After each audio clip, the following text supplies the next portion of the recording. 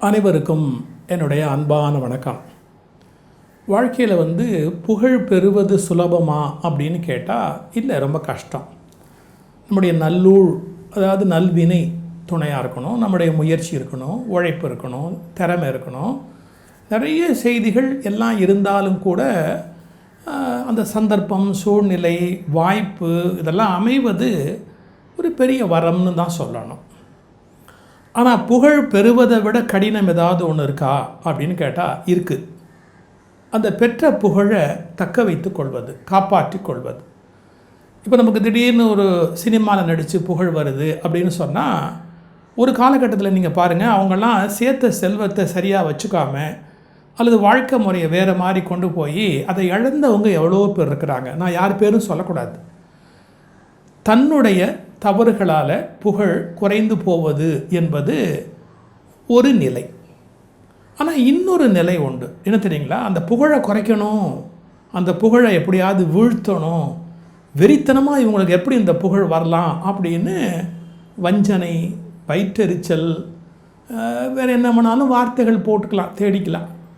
அந்த மாதிரி சில பேர் வேலை செஞ்சுக்கிட்டே இருப்பாங்க. அதாவது அவங்களால ஒன்றும் முன்னுக்கு வர முடியாது, அவங்களால ஒன்றும் சாதிக்க முடியாது. அப்படி சாதித்தவங்களையெல்லாம் கொச்சப்படுத்துறது அல்லது கீழே தள்ளுறது அப்படிங்கிறதுல சில பேருக்கு ஒரு குரூரமான ஒரு மகிழ்ச்சி இருக்கும்.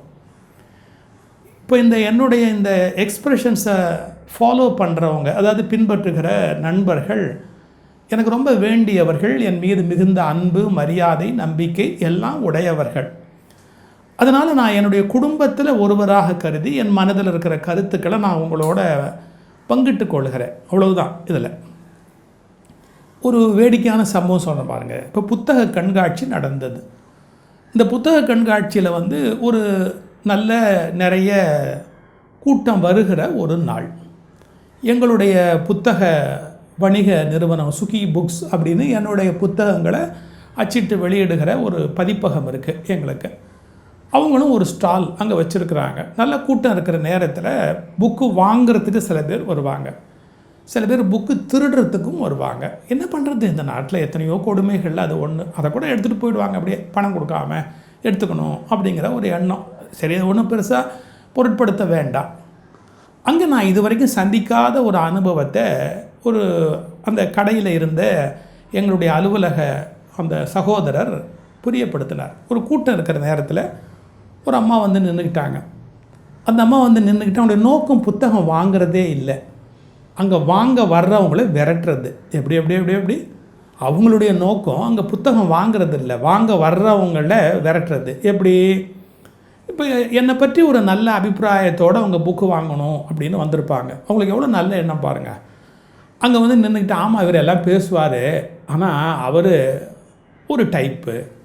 இப்போ ஒரு பர்சனாலிட்டியை பற்றி அந்த இடத்துல பேச வேண்டிய அவசியம் என்ன? அவங்களுக்கு ஏதோ உள்நோக்கம் இருக்குது, வஞ்சனையான ஒரு உள்நோக்கம் இருக்குது. அந்த கூட்டத்தில் யார் கேட்டாலும் கேட்காட்டாலும் தன்னுடைய கருத்தை வலிந்து அவங்க பதிவிறக்கம் பண்ணுறாங்க. எனக்கு பிறப்பிலேயே நான் சைவ மரபு, சைவ உணவு, சைவ வாழ்வியல், அதுக்கான அசைவம் சாப்பிட்றவங்கள ஒருபோதும் குறை சொல்ல மாட்டேன், அவங்கள விமர்சிக்கவும் மாட்டேன். என்ன தனிப்பட்ட முறையில் கேட்டால் நான் சைவம் சாப்பிடுகிறேன், சைவ உணவு மருத்துவ ரீதியாகவும் மற்ற ரீதியாகவும் நல்லதோ அப்படின்னு நான் ஓஷோவுடைய அந்த ஆர்குமெண்ட்ஸை பின்பற்றுகிறவன், அவ்வளோதான். ஆனால் அதுக்கு அசைவம் சாப்பிட்றவங்கள நான் விமர்சனமே பண்ண மாட்டேன், குறைவாகவும் பேச மாட்டேன். ஆனால் என்னுடைய வாழ்வியலில் திட்டவட்டமான சைவம், முட்டை கூட நான் உணவில் சேர்த்துக்கிறதே இல்லை. ஆச்சா, இந்த அம்மா அங்கே நின்றுக்கிட்டு என்ன சொல்கிறாங்க, எல்லாம் பேசுவார், ஏன்னா நான் சமய சொற்பொழிவு பண்ணுறவன், என்னுடைய அந்த என்ன சொல்கிறது, இவ்வளோ காலம் சேகரித்து வைத்திருக்கிற அந்த புகழை வீழ்த்தணும் இல்லை. எவ்வளோ குரூரமான ஒரு எண்ணம் பாருங்கள். எல்லாம் பேசுவார், நண்டு சாப்பிடுவார், பிரமாதமாக சாப்பிடுவார், மெனு உட்பட சொல்கிறாங்க. நண்டு சாப்பிடுவார், பிரமாதமாக சாப்பிடுவார் அப்படின்னு. கடையில் இருக்கிற என்னுடைய அந்த அலுவலகத்தை சார்ந்தவர், என்னை நன்கு அறிவார், என் கூடவே பயணிக்கிறவர், என்னை நன்கு தெரிஞ்சவர். அவர் சொன்னார், இல்லை நீங்கள் சொல்கிறது தவறு, சார் அசைவம் சாப்பிடவே மாட்டாங்க, சைவம் தான் சாப்பிடுவாங்க அப்படிங்கிறது ஏன்னா அவருக்கு நல்லா தெரியும். அதனால் அவர் சொல்கிறார், யார் என் கூடவே இருக்கிறவங்களுக்கு தெரியாதது அந்த அம்மாவுக்கு தெரியுமா? நண்டு நான் பார்த்துருக்குறேன் என் கண்ணால். அப்போது பொய் சொல்கிறது அப்படிங்கிறதுல என்னத்துக்கு அப்படி ஒரு வெறி? அதாவது ஒரு ஒரு சமய உலகத்தில் பேச்சாளராக இருக்கிறவர்கள் ஒரு 40 ஆண்டுகளாக சேர்த்த ஒரு கம்பீரமான புகழை வந்து காலெடறி விடணும் அப்படிங்கிறதுக்கு ஒரு வஞ்சனையான கூட்டம் வெறி பிடிச்சி போய் அலையிறாங்க. எப்படிங்க? வஞ்சனையான ஒரு கூட்டம் வெறி பிடிச்சி போய் அலையிறாங்க. அதுக்கு என்னென்ன கையாள முடியுமோ எல்லாத்தையும் கையாளுறாங்க. அதாவது தொலைக்காட்சிகளுக்கு ஃபோன் பண்ணி அவரை கூப்பிடாதீங்க, நான் போய் எனக்கு என்ன போகுது, இப்போ மேடைகளுக்கு கடிதம் எழுதி அவரை கூப்பிடாதீங்க அப்படின்னு. அப்புறம் என்னென்ன பண்ணலாம் அப்படிங்கிறதுல அவங்க அவ்வளவு ஆர்வமாக இருக்காங்க. இது இன்னொரு வேடிக்கை பாருங்களேன். இதுக்கெல்லாம் பதில் சொல்ல வேண்டான்னு என்னுடைய நெருங்கிய வட்டை நீங்கள் சொல்லுவீங்க. நான் பதில் சொல்கிறதுக்கு சொல்லலை, என்ன நடக்குதுங்கிறது தெரியணும்ல. இப்போது தன் குடும்பத்தில் ஒருத்தன் தன்னுடைய சுகதுக்கங்களை பரிமாறிக்குவான்ல, அந்த மாதிரி நான் என்னுடைய நண்பர்களோடு இப்போ பரிமாறிக்கிற அவ்வளோதான். ஃபேஸ்புக்கில் ஒன்று போட்டாங்க. என்ன போட்டாங்க? என் படத்தை போட்டாங்க, பெரியார் அவருடைய படத்தை போட்டாங்க, ஒரு வாசகம் அதில் போட்டாங்க. நான் சொன்ன மாதிரி கீழே என் பேரையும் போட்டு ஒரு வாசகம் போட்டாங்க. ஒரு வினாடி யோசிங்க, இதை யார் வேணாலும் க்ரியேட் பண்ணலாமா இல்லையா?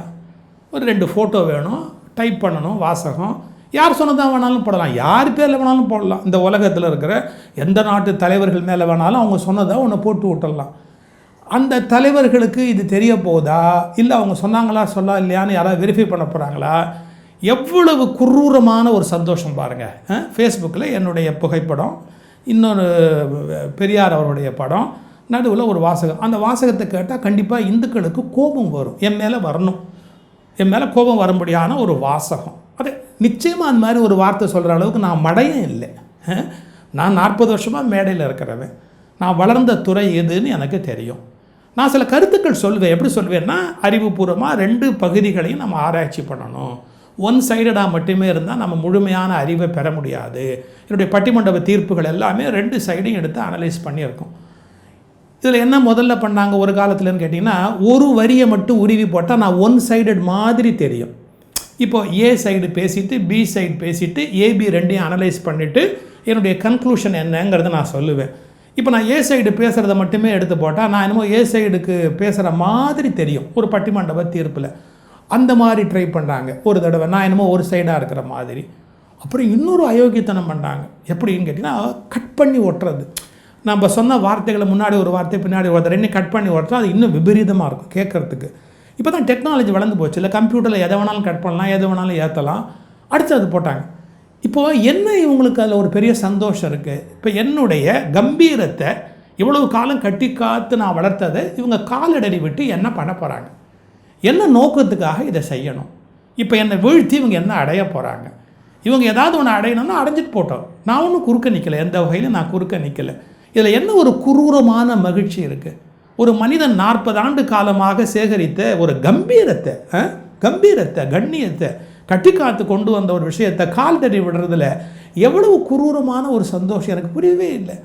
நான் சொல்லாத ஒரு வார்த்தையை நான் சொன்னதாக போட்டு ஃபேஸ்புக்கில் அதை வைரலாக பரப்பி விட்டு உடனே எல்லாரும் ஃபோன் பண்ணி எப்படி நீ சொல்லலாம், எப்படி? நம்ம மக்களுக்கு அறிவு இருக்க வேண்டாமா? யார் வேணாலும் இப்படி கிரியேட் பண்ணலாமே. ஒரு படத்தை போட்டு ஒரு வாசகத்தை போட்டு யார் பேரில் வேணாலும் போடலாமே. இந்த உலகத்தில் இருக்கிற யார் பேரில் வேணாலுமே வந்து ஒரு படத்தை போட்டு விட்டுடலாமே. யாராவது ஒரு பொண்ணை படத்தை போட்டு நான் இவரோடு குடித்தனம் நடத்திய போதுன்னு போட்டுட்டா அவங்களுடைய வாழ்க்கை இவ்வளோ காலம் வாழ்ந்தது எதை வேணாலும் சீரழிச்சிடலாமே. இப்போ நான் எதுக்கு வரேன்னா, இந்த வாட்ஸ்அப்பு, நம்முடைய ஃபேஸ்புக்கு, இதில் யாருமே பொறுப்பேற்று கொள்ளும்படியான சட்ட அமைப்பு இல்லை. அதாவது யார் குற்றவாளி, இதில் யார் தவறு பண்ணுறா, அவங்களுக்கு என்ன தண்டனை, அவங்கள அரசு எப்படி தண்டிக்கிறது, காவலர்கள் எப்படி அவங்கள கைது பண்ணுறது, இவைகள்லாம் ஒரு ஒழுங்கு இருக்கணும். ஒரு சட்ட முன்வரைவு நமக்கு இப்போ தேவைப்படுது. யாரை பற்றி வேணாலும் யார் வேணாலும் எதையாவது ஒன்று போட்டு விட்டாச்சு அப்படின்னு சொன்னால் அது பாட்டுக்கு வைரல். நம்ம இது உண்மையா பொய்யா எதுவுமே தெரியாமல் அப்படியே அடுத்த ஆளுக்கு அனுப்பி என்ன கண்டோம். சரி, இது யாரோ ஒரு வெறி பிடிச்ச ஒரு சின்ன ஒரு கையளவு ஒரு சின்ன வெறி பிடிச்ச ஒரு கூட்டம் இருக்குது. அவங்களுக்கு எப்படியாவது காயப்படுத்தணும் அப்படிங்கிற ஒரு வெறி இருக்குது. இதனால் எந்த நன்மையும் விளைய போகிறதே இல்லை. ஆனால் பொய்யா ஏன் செய்கிறீங்க? ஒரு கருத்து வைக்கிறோம்னா அந்த கருத்தை சொல்லி அது தவறுன்னு விமர்சிக்கிறதுக்கு உங்களுக்கு முதுகெலும்பும் இல்லை, அறிவும் இல்லை. சரியாக சொல்கிறதா இருந்தால் அறிவும் இல்லை. ஒரு செய்தி, இந்த செய்தி இதனால் தவறு அப்படின்னு அறிவுபூர்வமாக சம்பாஷிக்கிற, விவாதிக்கிற, உரையாடுகிற, முன்மொழிகிற ஏதாவது ஒரு பக்குவம் இருக்கணுமா இல்லையா? எதுவுமே இல்லாமல் பண்பாடற்ற முறையில் கையாள்வது அப்படின்னு சொன்னால் இன்றைக்கு ஏற்பட்டிருக்கிற இந்த டெக்னாலஜி, கேஜெட்ஸில் பரவி கொண்டிருக்கிற வலைத்தளங்களில் பரவி கொண்டிருக்கிற விஷயம் அவை வந்து பாதுகாப்பற்றதாக இருக்கிறது. அதை பற்றி அரசுகள் கவலைப்படணும். மத்திய மாநில அரசுகள் இது வந்து மக்களுக்கு எந்த விதமான கெடுதலையும் ஏற்படுத்தாதபடி கொஞ்சம் மனதில் கொண்டு சில நடவடிக்கைகளை எடுக்கணும். ஒன்று மட்டும் சொல்கிறேன், இதெல்லாம் பார்க்குற போது மனதில் வருத்தம் வராதா? நான் என்ன பகவான் புத்தரா?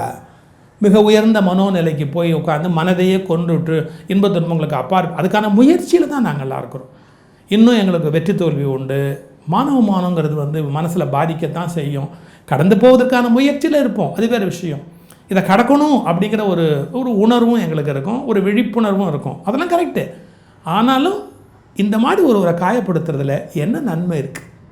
இந்த பண்பாடு குறைவான காரியங்களை செய்கிறவங்களுக்கு நான் கடுமையாக ஒரு வார்த்தை சொல்கிறேன். இந்த மாதிரி பண்பாடு குறைவான காரியம் செய்கிறவங்களுக்கு நான் மிக கடுமையாக ஒரு வார்த்தை சொல்கிறேன். உங்கள் பரம்பரைகள் மிகப்பெரிய பாதிப்புக்கு உள்ளாகாதபடி இருக்க வேண்டுமென்றால் சத்தியத்திலிருந்தும் தர்மத்திலிருந்தும் மீறாதீர்கள். நீங்கள் விளையாடுவதற்கு சத்தியமும் தர்மமும் விளையாட்டு பொருள் அல்ல. இன்று வேண்டுமானால் உங்களுடைய பூச்சாண்டிகள் வெற்றி பெறலாம். ஆனால் வலிமையான தர்மத்தின் கரங்கள் உங்களையும் உங்கள் பரம்பரையையும் ஒரு கை பார்க்கும் என்பதை தர்மத்தின் சார்பில் சொல்லிக்கொள்ள நான் கடமைப்பட்டிருக்கிறேன். ஒரு வினாடி எங்கள் மனம் வேதனைப்பட்டால் தலைமுறையாக நீங்கள் பாதிக்கப்படுவீர்கள். ஒரு கணம் எங்களுடைய கண் கலங்கினால் பரம்பரையாக நீங்கள் பாதிக்கப்படுவீர்கள். இதை புரிந்து கொண்டு நெருப்போடு விளையாடுவது போல் விளையாடுங்கள் என்று இந்த முறை நான் கடுமையாக எச்சரிக்கிறேன். போதும், இந்த அசட்டுத்தனமான விளையாட்டை நிறுத்துங்கள், நல்ல வழிக்கு வாருங்கள்.